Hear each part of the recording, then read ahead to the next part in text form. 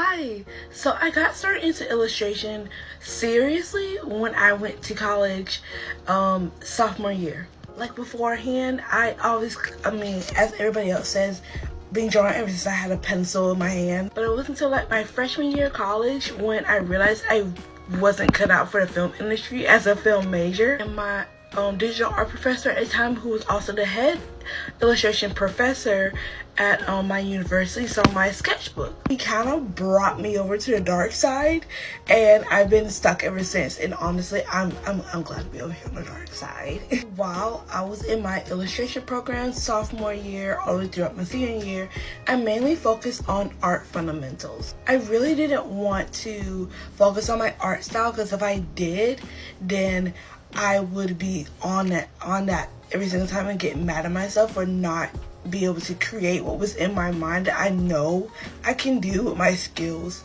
would not allow me to do. And by art fundamentals, I mean like figure drawing, anatomy, well, it's become the same thing.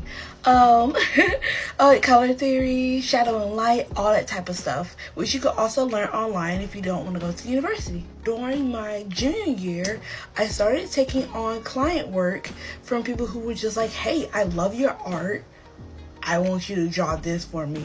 I mean, it was all throughout social media. I was posting all of my work on social media, which is great if you didn't know. So at this time, I was taking on like personal commissions.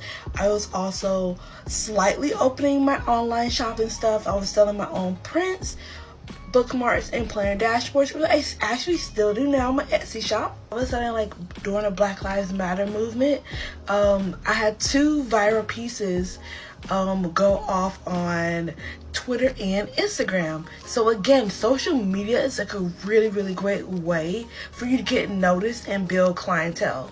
Ever since, I've been contacted by bigger companies and a lot of smaller businesses that want to work with me and have my art within their platforms. This includes like books, magazines, television, all this type of things.